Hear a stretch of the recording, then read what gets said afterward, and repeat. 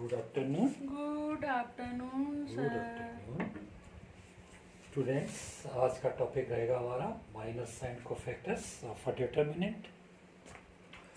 तो सबसे पहले मैं आपको माइनस समझाता हूँ। Okay sir. एक डिटरमिनेंट है A11, A12, A21, A22 और याद रखिए these minus sign cofactor both are the related to the square determinant। यहाँ पर अगर मैं A11 का माइनर निकालता हूँ, A11 वाली जो रो है और कॉलम है दोनों को बंद कर दीजिएगा। अब जो बचा वह डिटरमिनेंट हमारा A11 का माइनर कहलाएगा, यानी कि माइनर ऑफ A11 क्या आएगा A22, क्योंकि ये बंद हो गया ये बंद हो गया, केवल क्या बचा A22। देन अगर मैं A12 का निकालूं तो A12 वाली रो को बंद किया कॉलम को बंद किया तो क्या बचा A21, तो ये माइनर हो जाएगा A12 का A21।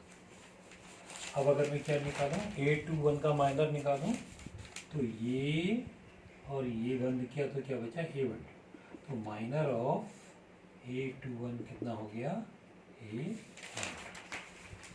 लास्ट में अगर मैं A22 का निकालूं A22 वाला करस्पॉन्डिंग कॉलम और रो को बंद किया तो क्या बचा A11।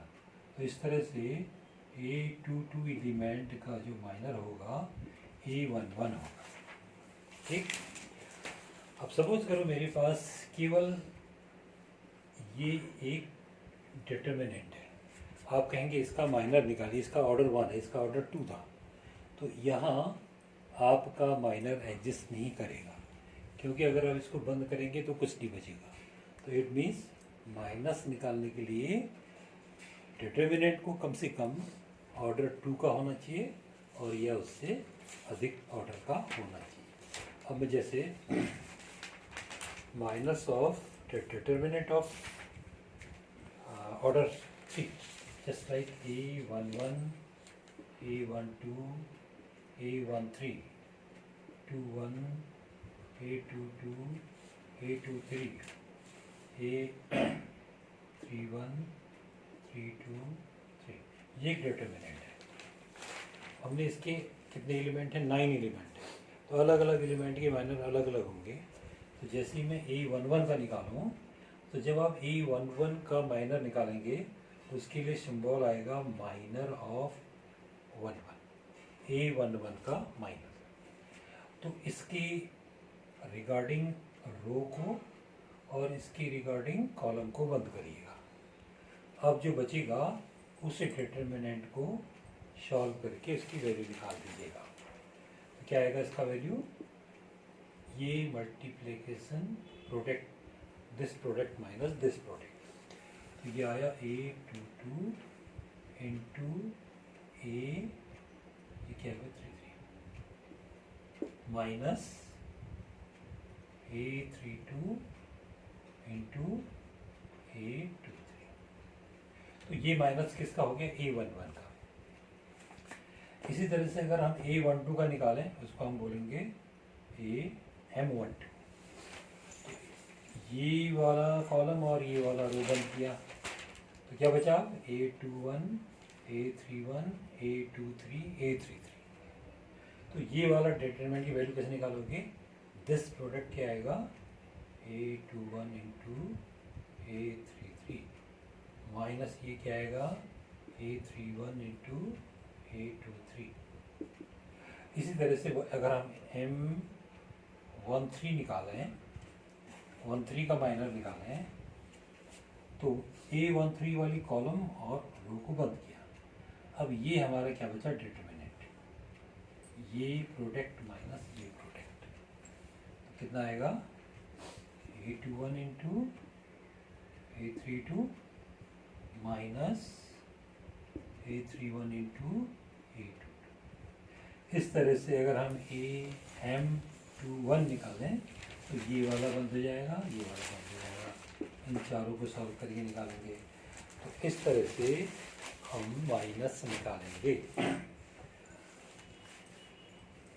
तो इसका मतलब ये हुआ हमारे पास ये एक डिटरमिनेंट का एलिमेंट है।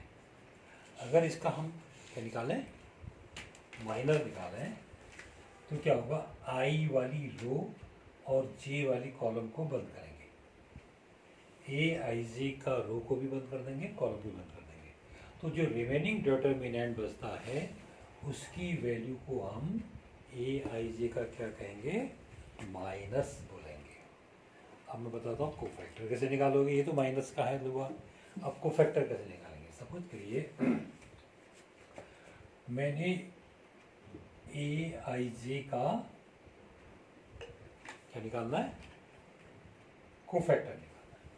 तो आप क्या करेंगे, पहले ए आई जे का माइनर निकालेंगे और उस माइनर को -1 टू द पावर, इस ए आई जे का रो क्या है आई, कॉलम क्या है जे, तो -1 to the power i plus j, जो भी इसका साइन बनेगा उसको हम उसी के माइनर से अगर हम मल्टीप्लाई कर दें तो क्या कहलाएगा, कोफैक्टर कहलाएगा। Is it clear. अब मैं आपको एग्जांपल लेके बताता हूँ। सवाल है 2 - 4 0 3, ये एक डिटरमिनेंट है, इसकी माइनस भी निकालने हैं और इसके कोफैक्टर भी निकालने हैं। तो ये जो माइनर होगा इसको हम क्या बोलेंगे, -1 निकालने के लिए ये रो बंद किया और ये कॉलम बंद किया, केवल क्या बचेगा 3। तो 3 इस 2 का माइनर कहलाएगा। Minor of 2 1 1 is 3। अब अगर हम इसका निकालें, माइनर ऑफ क्या बोलेंगे इसको, 1 2, तो ये वाला कॉलम बंद किया और ये वाला रो बंद किया, क्या बचा 0। तो ये हो जाएगा 0, इसका माइनर 0, इसका माइनर 3। अब निकालना है 0 का माइनर, इसको हम क्या बोलेंगे, M21। ये क्लोज किया, ये क्लोज किया, क्या बचा माइनर। तो ये 0 का माइनर हो गया। Now what will be the minor of 3, 3 वाले कॉलम को बंद किया, रो को क्या बचा 2, तो ये हो जाएगा M22 वैल्यू। तो इस तरह से ये तो आ गए माइनर। अब निकालना है इनके कोफैक्टर्स। कोफैक्टर निकालने के लिए यहाँ से ले रहा हूँ मैं, A11 कहलाएगा, A12 कहलाएगा, A21 कहलाएगा, A22 कहलाएगा। माइनस का सिंबल M से, कोफैक्टर का सिंबल कैपिटल ए से, एलिमेंट ऑफ द डिटरमिनेंट का सिंबल स्मॉल ए से। तो लीजिएगा इस A11 M11 हो जाएगा, इसका तो वैल्यू मैं निकाल चुका हूँ। अब -1 की पावर 1 + 1 करेंगे तो 2 आएगा, -1 की पावर 2 का मतलब प्लस। तो इसका साइन पॉजिटिव, इसका साइन नेगेटिव, इसका साइन नेगेटिव, इसका साइन पॉजिटिव आएगा। वो हम जब डिटरमिनेंट की वैल्यू निकालते थे तब भी इसको यूज़ करते थे। तो ये -1 की पावर 2 हो जाएगा, तो 1 आया, पॉजिटिव हो गया, इंटू M11 की जगह क्या आया, इंटू 3, क्या वैल्यू आई। तो ये कोफैक्टर A11 आ गया।